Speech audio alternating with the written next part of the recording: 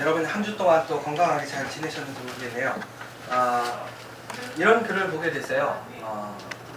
행복은 과정이지 결과가 아니다 라는 이야기를 좀 보게 되었는데, 여러분들이 예수님을, 우리가 하나님을 왜 믿는가 한번 생각해 보면 좋을 것 같아요.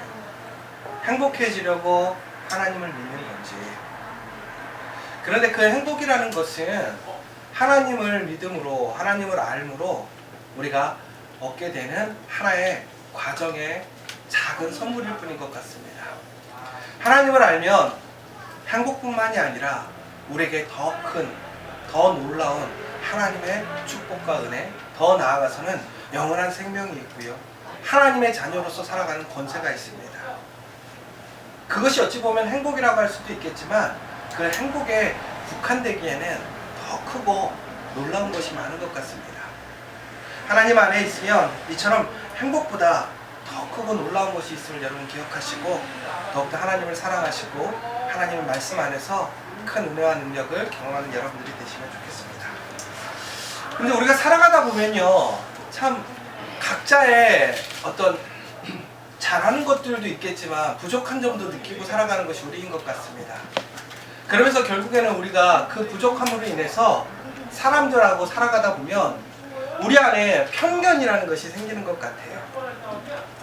편견이라는 단어가 뭔가 찾아봤더니, 편견이라는 것이요, 정확하게 중앙에 있지 못하고요, 한쪽으로 치우쳐져서 생각하는 것이 편견이래요. 그럼 여러분, 이 편견이라는 것은 좋은 걸까요? 나쁜 걸까요? 일반적으로 이 편견이라는 것은 부정적인 의미로 저희가 생각하고 있고 알고 있습니다. 그런데 요즘에는 또 그 편견이 과연 부정적인 것만 있을까라는 얘기들을 해요. 왜 그러냐면 그 편견이라는 것 때문에 오히려 사람들이 그 편견에 맞춰서 오히려 긍정적이고 일반적인 어떤 올바른 길로도 나아가는 일들이 있더라, 그런 얘기를 해요. 그러나 일반적으로 우리가 봤을 때 편견이라는 것은 그닥 좋지 못한 것 같습니다. 아마 여러분들도 편견이라는 어떤 그 사슬에, 규례에 묶여서 피해를 본 일들이 있을 것 같아요. 흔한 우리가 쉽게 얘기하는 편견의 그 사슬이라는 것은 쉽게 얘기하자면 이런 것이라고 할 수도 있을 것 같아요. 제가 처음에 이 커피아 교회, 제가 이렇게 커피아 교회를 하고 났을 때에 많은 사람들이 이렇게 참 수고했다라고 얘기하시는 분들도 계셨지만, 과연 거기가 교회일까요? 그리고 더 나아가서는 어떤 분들은 이런 얘기도 했잖아요. 안 목사 되게 훌륭한 목회자 될 줄 알았더니 왜 그런 일을 하냐고, 지금도 늦지 않았다고, 빨리 다시 시작하라고, 그런 얘기도 들었어요. 왜 그러냐면 기존 교회의 입장에서 봤을 때는 이것이 교회로서 혹은 하나님의 일을 하기에는 부족하다라는 편견이라고 할 수도 있는 거죠. 또 그 밖에 여러 가지 것들이 있는 것 같아요. 오늘 말씀을 보시면 입다도 그랬고 기드온도 그랬지만, 여러분들이 잘 아시겠지만 기드온은 어머니가 누구였죠? 첩이었어요. 그렇죠? 그런데 입다의 어머니는 뭐냐면 우리가 흔히 얘기하는 창기라고 볼 수 있는 거예요. 그러면 우리가 대부분이 어떤 생각을 갖냐면, 그런 부모님 밑에서 태어난 자녀들을 우리가 훌륭한 사람이라고 생각하기보다는 그 사람에게는 문제가 있을 거라고 생각을 해요.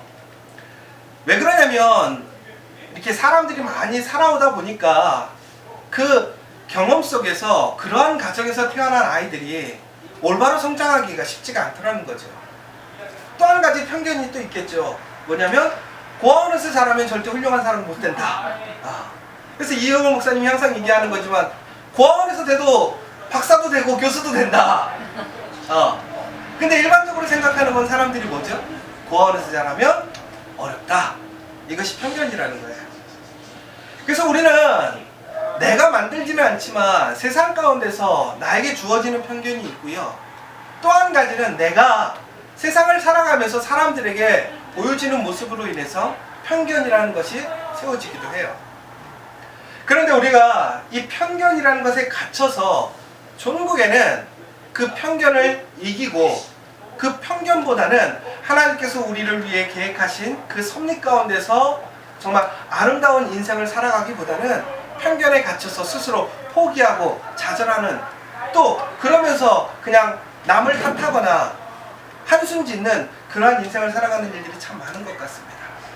그러나 오늘 본문을 통해서 우리는 다시 한번 우리에게 주어져 있는 그 편견을 긍정적으로 올바로 극복하고, 더 나아가서는 이 편견이라는 것이 주어져 있는 것에서 오히려 또 우리에게는 좋은 영향을 줄 때도 있다는 거죠. 그것들을 우리가 수용하면서 동시에 정말 하나님 보시기에 올바른 삶을 살아갈 수 있기를 우리가 간절히 소망합니다. 오늘 말씀을 보시면 입다라는 사람이 나옵니다. 그런데 이 입다라는 사람은 여러분들이 잘 아시는 것처럼, 여러분들이 입다, 이 사사 무엇으로 기억하시나요? 딸을 제물로 드린 사람을 아마 여러분들이 쉽게 기억하실 거예요. 이 입다라는 사람은 태생이 어땠냐면 어머니가 창기였어요. 엄밀히 얘기하자면 정말 아버지가 누군지 몰라요. 길르앗 사람이라고 얘기하는데, 이 길르앗이라는 것이 지명을 얘기하는 것인지 아버지를 얘기하는 것인지 분명하지 않아요. 그럼 결국은 무슨 얘기냐면요, 이 창기가 한 마을에 있었는데 그 마을의 모든 남자가 아버지가 될 수 있는 확률이 있는 거예요. 그러면서 아버지가 정확하게 누군지를 모르는 거예요. 길르앗 사람 중에 한 사람인 건 알겠지만, 그러니까 이 아이가 태어날 때부터 얼마나 많은 무시를 당하겠어요. 오히려 기존에 있는 사람들은 자기의 아들로 인정하지 않을 거란 말이죠. 그러니까 사회적으로 봤을 때 그 아이는 인정받지 못하고요, 무시당하는 거예요. 그런데 이 아이는요, 태어날 때 아주 강력한 힘을 갖고 태어났어요. 그래서 이딸을 표현할 때 뭐라고 하냐면, 이딸은 큰 용사였다라고 얘기가 나옵니다. 근데 이 큰 용사였다라는 얘기가 이 사사기에서 이렇게 지칭되어지는 사람들이 있는데, 그게 누구냐면 기드온, 운니엘, 아주 소수의 대단한 그러한 사사의 역할을 한 사람들에게만 주어지는 명칭이 바로 큰 용사라는 것인데, 바로 이 입다라는 사람이 그런 큰 용사였다라는 지칭을 갖고 있다는 거예요. 그러면 이 사람이 태생적으로부터 엄청나게 강력한 힘이 있었던 사람이라는 거죠. 그런데 그 힘을 발휘하지 못하고 사는 거예요. 왜? 태생적인 그러한 한계 때문에. 창기에게서 태어난 아들이기 때문에, 아버지가 누구인지 모르기 때문에. 그렇기 때문에 이 사람은 큰 용사였음에도 불구하고 종국에는 어떻게 되냐면 그 마을에서 쫓겨납니다. 그곳에 있던 사람들이 너에게 줄 기업이 없으니까 너는 나가라, 이렇게 쫓겨나는 모습을 보게 되는 거죠. 얼마나 억울하겠어요. 분명히 능력이 있고 정말 대단한 일을 할 수 있는 사람인데, 사람들의 편견에 의해서 창기의 자녀는 훌륭한 사람이 될 수 없다라는 그러한 편견에 의해서 그는 그 마을에서 아무것도 누리지 못하고 오히려 쫓겨나는 신세가 되게 됩니다. 그런데 여러분, 우리가 여기서 조금 깊이 있게 생각해야 될 문제는 뭐냐면, 우선 입다를 떠나서 이 마을 사람들의 입장에서 가지게 된 편견, 우리가 이 부분을 좀 생각해 봐야 될 것 같습니다. 여러분들 살아가시면서 사람들을 보실 때 색안경 끼고 보신 적 없으십니까? 어떠한 사람이 있어요. 그 한 사람을 우리가 판단하고 생각할 때에 전혀 편견 없이 그 사람을 바라보고 계십니까? 더 나아가서는 우리가 그리스도 안에서 이제 거룩한 예수님의 피로써 새 사람이 되었어요. 이제는 우리는 죄인이 아니에요. 우리에게 흠이 있지만 우리는 하나님의 자녀가 되었어요. 그래서 우리는 하나님의 자녀 안에서 한 몸이라고 얘기해요. 그런데 우리는 정말로 여기 있는 한 사람 한 사람들을 편견 없이 정말 바라보고 있는가라는 거예요. 교회에서도요, 사람들을요 편견 없이 바라보지 않는데요. 돈 있는 사람은요 조금 더 대단하게 보고요, 많이 배운 사람은요 조금 더 존중해줘요. 그런데 가지지 못하거나 배우지 못한 사람은요 오히려 무시당하는 일들이 많이 있어요. 그래서 우리가 교회는 누구나 섬기고 함께해야 되는 곳이라고 이야기하지만, 우리가 교회에서 보면요, 정말 교회에서 힘들고 어려운 일은요 종국엔 누가 하냐면요 가난하고 힘든, 많이 가지지 못한 사람들이 일할 때가 더 많아요. 오히려 배운 사람들은 교회에서도 더 존중받아야 된다고 생각하고요, 더 귀하게 여김을 받아야 된다고 생각하는 일들이 많아요. 그렇지 않죠. 하나님 안에서는 모두 다 똑같은 거예요. 그래서 우리는 커피와 교회에서는 매주일 식사를 하면서 동시에 각자가 책임을 지고 서로 돕고 일을 하는 거예요. 왜? 하나님 안에서는 모두 다 동일한 하나님의 자녀이니까. 더 나아가서는 우리가 가지는 여러 가지의 편견들이 있을 것 같아요. 그런데 이 편견이라는 것 없이 사람을 볼 수 있는 우리의 훈련 없이는, 우리의 다짐 없이는 그게 쉽지 않아요. 제가요, 사람들을 이렇게 대하는 태도나 모습을 볼 때요, 목사이니까 정말 객관적으로 보려고 해도요, 가끔 가다가요, 그 사람들의 과거가 자꾸 눈에 보이는 거예요. 그러면 그 사람이 하는 얘기가 진실임에도 불구하고 어떻게 들릴까요? 퀘션이 되는 거예요. 퀘션이. 이 사람이 정말 변화되어서 사실을 이야기하는 것입니다. 그런데 우리는 그 사실 앞에서 어떻게 되냐면, 그럼에도 불구하고 그 사람을 편견 없이 바라보고 인정해주고 공감해줘야 되는데, 신뢰해줘야 되는데, 그러지 못할 때가 참 많아요. 그런데 여러분 기억하셔야 될 것 같아요. 우리가 그렇게 남을 생각하잖아요. 판단하고 편견을 갖잖아요. 종국에는 그 상대방이 어떻게 되냐면요, 그렇게 편견에 갇히는 삶으로 살아갈 수밖에 없게 된다. 오히려 우리가 편견 없이 사람을 인정해주고 신뢰해주고 공감해주면 그 사람은 변화될 수 있어요. 다시 하나님의 자녀로서 다시 이 새 삶을 살아갈 수 있게 되는 거예요. 그런데 우리가 그렇게 하지 못하고 그 사람을 편견 속에 가다 놓으면 그 사람은 교회에 나와도 예수님을 만나도 결국은 그 편견에서 벗어나지 못하는 그러한 삶을 살게 될 수밖에 없다는 거예요. 그러므로 우리 커피와 교회에 있는 여러분들은 우리 한 사람 한 사람들을 바라보실 때에 편견 없이 정말 하나님의 그 은혜 안에서 그 예수 그리스도의 보혈의 피로 새롭게 태어난 그 한 사람인 것을 기억하시고 정말 신뢰하고 공감하시면서 그 사람들에게 전적으로 동의해주는 그런 믿음의 삶들을 보여주면 좋을 것 같습니다. 그런데 오늘 이 말씀 속에서 다시 한번 생각해야 될 문제는, 이 입다라는 사람이 이 편견 속에서 그 마을에 거주하지 못하고 이제 밖으로 나아가게 됩니다. 그런데 이 사람이 워낙 힘이 좋다 보니까 그에게 사람들이 몰려들기 시작해요. 뭐라고 되어 있냐면 성경에 잡류라고 되어 있어요. 잡류. 이게 뭐냐면 흔한 얘기로 깡패들인 거예요. 깡패들. 희한해요. 사람이 보면요, 자기랑 똑같은 사람들이 그 사람 주변에 몰리는 거예요. 입다가 힘쓰는 사람이잖아요. 큰 용사잖아요. 근데 이 주변에 유명하다는 깡패들은 다 입다한테 모인 거예요. 결국은 그래서 어떻게 되냐면 입다가 결국에는 사람들에게 인정을 받죠. 뭐로? 깡패 두목으로. 지금 스토리가 그 소리예요. 이 입다라는 사람이 아주 좋은 힘을 갖고 태어났는데 사람들에게 인정받지 못하니까 마을에서 쫓겨나게 된 거예요. 그러자 그를 인정해주는 깡패들이 몰려들어서 그를 결국은 깡패 두목으로 만들고요. 그래서 동시에 그 깡패들이 마을을 돌아다니면서 어떻게 하는 거예요? 돈을 뜯고 다니고, 그러면서 어떻게 해요? 인정받고 사는 거예요. 그러면 이 입다는 결국에는 건강하게 올바른 인생을 사는 건가요? 그렇지 않죠. 그가 가진 힘을 긍정적이고 좋은 곳에 쓰는 것이 아니라 왜곡된 곳으로 사용하게 됩니다. 왜? 편견 때문에. 또 왜 이 깡패들은 입다에게 이렇게 몰려들었을까요? 아마 그들에게도 편견이 있었을 것 같아요. 왜? 힘쓰는 사람은 깡패가 될 거다. 그러니까 우리 스스로 보면요, 무엇이 옳고 그른가, 이것은 결국은 우리 편견 안에서 결정되어지는 일들이 참 많은 것 같아요. 그런데 여기서 우리가 기억해야 될 것은, 입다가 자기가 인정받지 못했던 그 마을의 삶 속에서 벗어나서 이제 깡패 부류에 있는데 거기서 인정받는단 말이에요. 그런데 그 인정받는 것에 대해서 입다가 기뻐했느냐라는 거예요. 그렇지 않더라는 거예요. 오늘 본문의 내용을 보면 입다가 그것에 대해서 만족했는지 안 했는지 자세히 나오진 않지만 바로 그 이후에 어떤 사건이 일어나냐면 바로 그 이스라엘에 위험이 온 거죠. 그러자 그 위험 속에서 그 마을의 장로들이 입다를 찾아옵니다. 왜? 그 문제를 해결할 사람은 입다밖에 없다고 생각하니까. 그런데 그 입다가 그 부르심에, 그 마을 사람들의 요청에 종국에는 응하는 모습을 보게 되죠.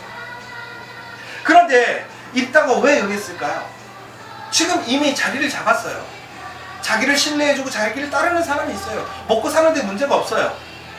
그럼에도 불구하고 그는 그 예전에 자신을 편견 가운데 자신을 버리고 자기를 내쫓았던 그 마을에 합류해서 그 마을의 어려움을 도와주러 가려고 하는 거죠.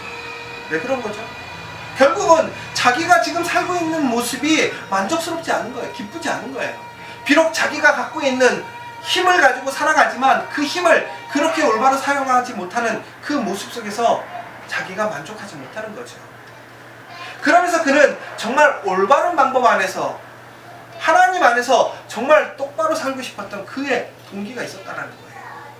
또 한 가지가 더 있었을 것 같아요. 뭐냐면 바로 그 편견을 이겨내고 싶은 인간적인 욕구가 있었을 거라는 거예요.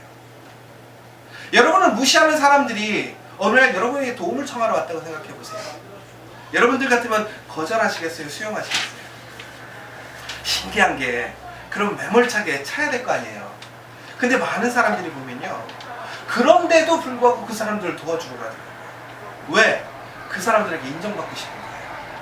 그 사람들이 가지고 있던 편견을 내가 깨고 싶은 거죠. 그것이 바로 우리의 욕구라는 거예요. 우리의 마음이라는 거예요. 그러니까 입다가 제가 봤을 때 오늘 본문에서 입다가 이스라엘을 구원하고 싶었던 그 마음은 온전히 그들을 불쌍히 여기는 온전한 마음이라기보다는 그들이 자기에게 가졌던 편견을, 올바르지 못했던 모습들을 그가 깨고 그것을 넘어서는 자신의 완전한 모습을 그들에게 보여주고 싶었고 자기도 그것을 확증하고 싶었던 동기였던 것 같습니다. 그런데 여기서 우리가 또 한 가지 좀 생각해야 될 문제가 있는데 뭐냐면 이 이스라엘의 장로들이 와서 처음에 뭐라고 얘기를 하냐면 그 입다에게 우리의 군대 장관이 되달라고 합니다. 장관이 되달라고 합니다. 그리고 나서 후에 우리의 머리가 되어달라고 얘기를 하는 거예요. 이 용어의 차이가 어떤 차이가 있냐면 장관이 된다고 하는 것은 단순히 지금 그 문제를 해결할 수 있는 직책을 주겠다는 거예요. 근데 머리가 되어달라고 하는 것은 뭐냐면 그 이스라엘을 다스릴 수 있는 왕 같은 사람이 되어달라고 얘기를 하는 거예요. 그러면 이 장로들이 입다가 필요한 이유는 뭐예요? 단지 그 문제를 해결하기 위한 수단으로서, 도구로서 입다가 잠시 필요한 것 뿐이지 입다에 대한 편견을 다 없애고 입다를 존중하고 입다를 통해서 정말 자신들의 어려움을 해결하고자 했던 온전한 동기가 아니었다는 거예요. 저는 이 본문을 보면서 이렇게 보게 돼요. 우리가요, 어쩔 때는 사람들 욕할 때가 있거든요. 저 사람 되게 싫다고. 근데 당장 내가 필요하면요, 그 사람에게 가서 도움을 요청해요. 그리고 그 사람과 함께 하려고 하고요. 결국은 이게 무슨 얘기냐면 사람들은요, 자기가 옳고 그러다 판단해도요, 결국에는 자기가 필요하면요, 그 사람을 데려다 쓰고자 하는 것이 사람의 욕구라는 거예요. 이게 올바른가요? 올바르지 않은 사람이라면 그 사람과 함께 일하지 말아야죠. 내가 아무리 어려워도 그 사람의 도움을 받지 말아야 되는 거죠. 그런데 내가 어려워지고 내가 필요하면요, 옳으냐 그러냐의 문제가 아니에요. 그냥 나의 필요함을 채워줄 수 있으면 옳은 사람도 괜찮고 나쁜 사람도 괜찮다고 생각합니다. 여러분, 우리가 크리스찬으로 살아가면서 우리가 문제를 만나게 되죠. 그럼 그 문제를 해결하기 위해서 올바른 사람이 있고 그렇지 못한 사람들이 있을 거예요.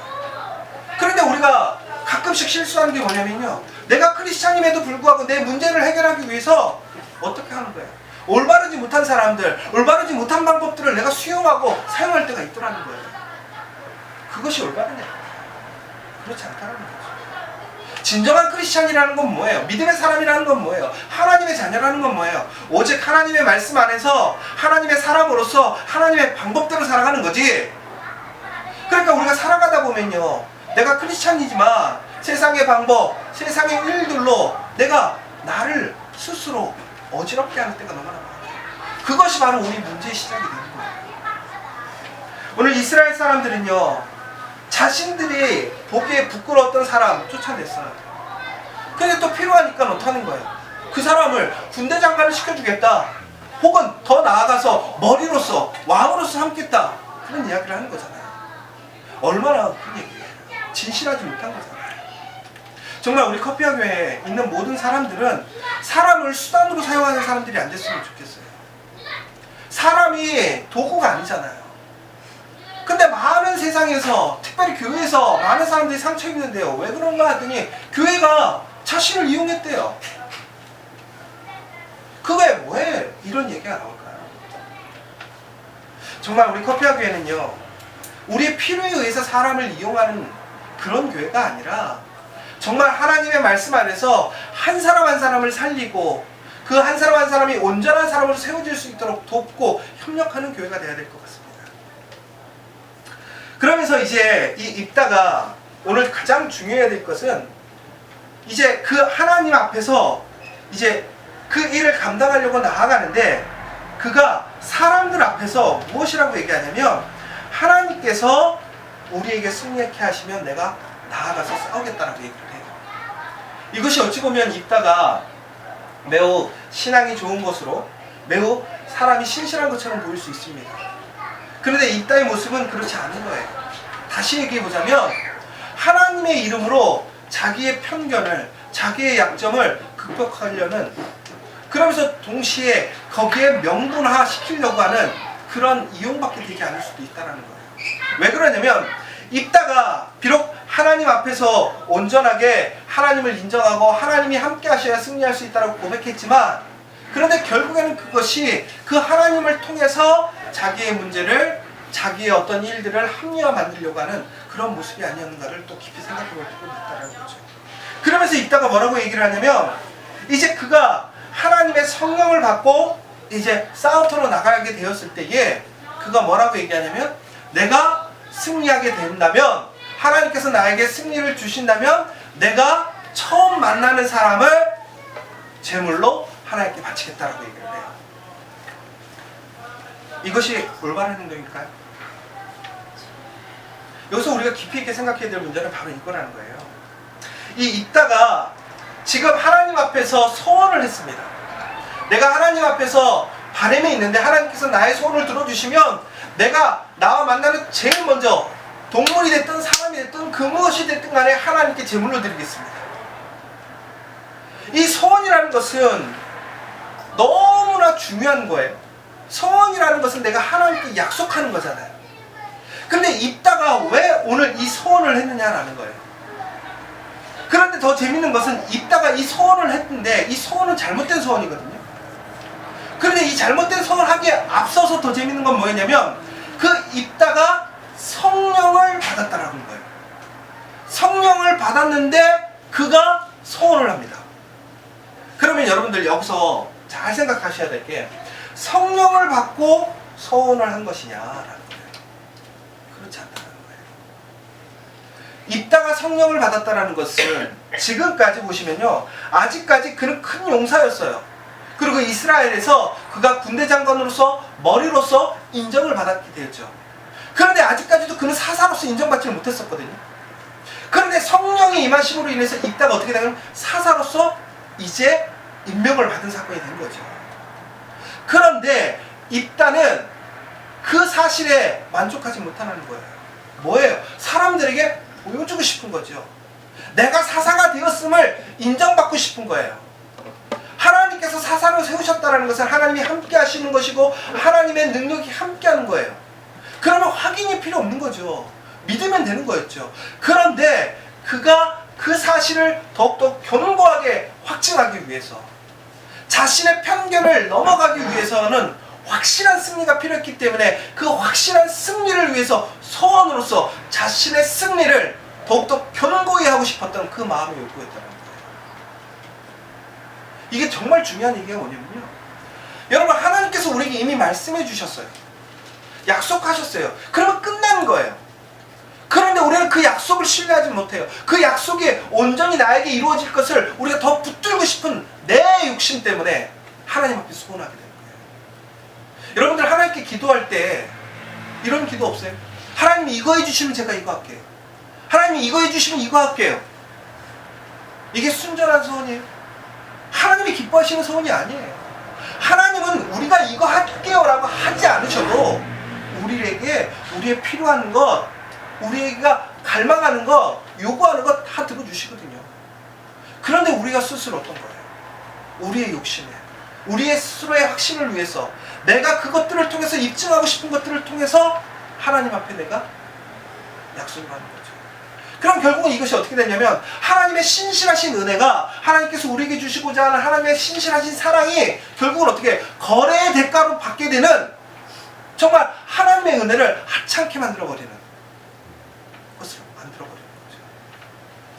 여러분, 오늘 일단은 하나님 앞에서 이렇게 잘못된 서원을 하게 되는데, 그 잘못된 서원의 동기는 과연 뭐였느냐? 결국은 다시 얘기하자면 그에게 주어져 있던 편견을 스스로 이겨내고 싶었다는 거예요.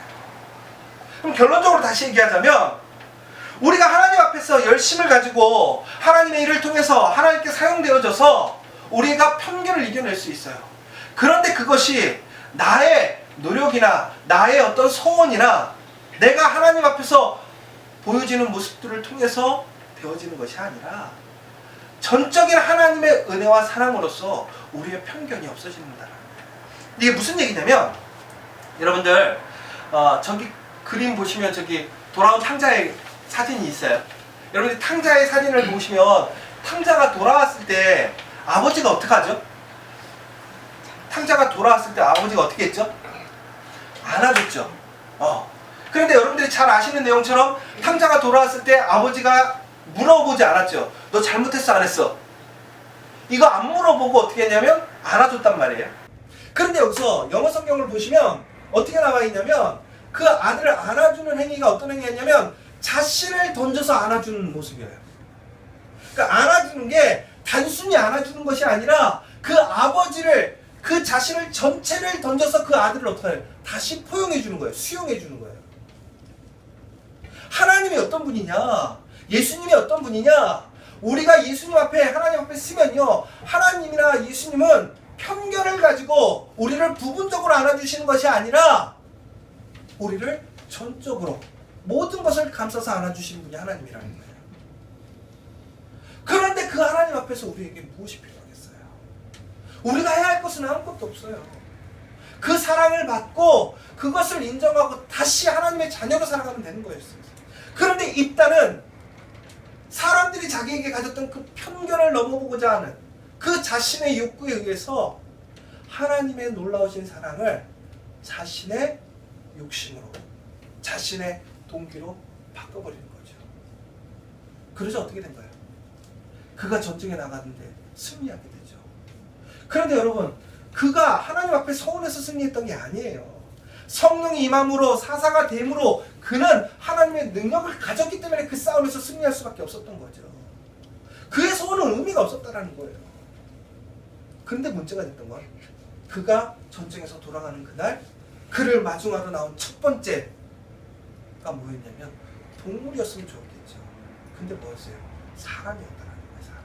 그것도 자기의 무남동료 딸이었다는 거예요. 결국에는 그 딸을 하나님께 제물로 드리게 됩니다. 여러분, 이 입다의 소원 중에 또 하나 잘못된 이유가 뭔지 아세요? 사람을 제물로 드리는 것은 하나님이 원하시는 일이 한 번도 없어요. 하나님의 말씀을 보세요. 사람을 제물로 드리라고 한 적은 한 번도 없다는 거예요. 하나님은 생명을 가장 존귀히 여기시죠. 사람을 가장 존귀히 여기셔요.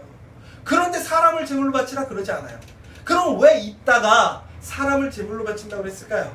바로 그 주변의 풍속이 그랬다는 거예요.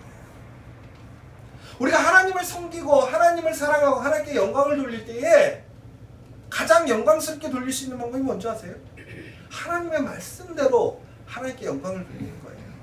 세상의 모습으로 하나님께 영광을 돌리는 것은 오히려 그것이 하나님의 영광을 가리고 내 삶에 더욱더 큰 문제를 일으킬 수 있다는 거예요.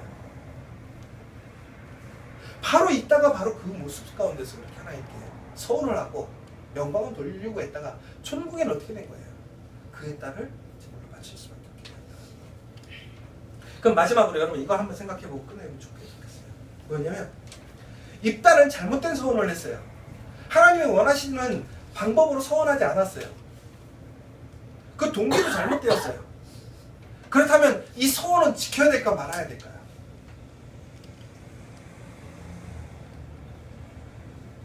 서원은 지켜야 될까요 말아야 될까요? 하나님은 우리와 약속하시면 그 약속을 분명히 지키십니다. 왜? 약속, 언약이라는 것은 목숨을 걸고 하는 거예요. 내가 잘못된 언약을 했을지라도 하나님 앞에 내가 약속을 했다면 지키십시오. 그것이 올바른 신앙의 삶의 모습이에요. 그러면 그러겠죠. 왜 그 딸을 부질없이 그렇게 죽여야 되나요? 그것은 그 입다의 잘못된 행동이었어요. 그러면 여러분, 그러면 하나님께서는 그 불의한 것들을, 잘못된 것을 용서해 주시면 되잖아요. 그렇게 생각할 수도 있잖아요. 그렇죠. 하나님이 그 정도 못 봐주시나요? 왜 하나님은 그 제사를 수용하셨을까요? 왜 그 제사를 막지 않으시고 그에게 교훈으로 삼고 다시 했으면 되잖아요. 바로 이 약속에 대한 그 중요함을 다시 일깨워 주시는 거예요. 아브라함이 하나님과 약속했을 때 그랬잖아요. 동물의 배를 갈라서 반을 쪼갠 다음에 그 사이를 왔다 갔다 했잖아요. 결국은 그게 무슨 얘기예요? 언약이라는 것은 목숨을 걸고 하는 언약이에요. 사람이 하나님께 언약할 때는 내 목숨을 걸고 언약하는 거예요. 더 나아가서 하나님께서 우리에게 약속하신 건 뭐예요? 하나님의 목숨을 걸고 약속하셨기 때문에 하나님은 우리의 약속을 무조건 지키시고 이루시는 하나님이라는 걸 기억하셔야 돼요. 그러면 여러분, 하나님께서 우리에게 약속하신 것은 변하지 않아요. 여러분들 그것을 기억하시고 믿으셨으면 좋겠어요. 더 나아가서는 내가 하나님께 약속을 했다면 여러분 또한 그 약속을 내 목숨이 내가 여기는 가장 중요한 것을 내어준다 할지라도 지킬 수 있는 여러분들이 되셔야 돼요. 더 나아가서 여러분들 사람들 앞에서 하는 약속도 목숨을 걸고 지키세요. 크리스찬이라면 내가 사람들에게 약속한 거, 나 시간이 안 돼서 내 능력이 안 돼서 조금 이러니까 그런 모습들을 하지 마세요. 그건 정말 믿음의 사람들이 아니에요. 가장 중요한 것은 올바른 약속을 할 수 있어야 돼요. 더 나아가서는 그 약속을 했다면 끝까지 약속을 지킬 수 있게 행하는 사람이 바로 크리스찬이라는 거예요. 결국은 이 입다라는 사람은 자신이 스스로 편견을 극복하지 않았어도 하나님 안에 하나님 말씀대로 살아갔으면 결국은 그 편견은 사라지게 돼 있었어요. 그런데 그는 그 스스로가 그 편견을 극복하려고 했고 사람들에게 보여주려고 했다는 거예요. 여러분, 우리에게 주어져 있는 편견 좋지 않아요. 극복해야 되겠죠. 그러나 그 편견은 전국에는 하나님의 말씀에 참여하고 하나님의 부르심에 참여할 때에 그것들이 다 사라지게 되는 것을 여러분 기억하시고요. 여러분의 방법, 여러분의 뜻대로 여러분들이 그것을 극복하고자 서두르지 마세요. 하나님 말씀 안에서 기다리시고요. 또한 하나님의 말씀대로 하나하나 행해 나가시라는 거예요. 그리고 여러분들이 하나님 안에서 온전히 약속하는 것들이 있다면 그것들을 온전히 지켜감으로 여러분의 그 약속이 신실하고 하나님 앞에 그 모든 일들이 온전히 이루어지는 것들을 여러분들이 기억하시고 만들어가시는 여러분들이 되시면 좋겠습니다.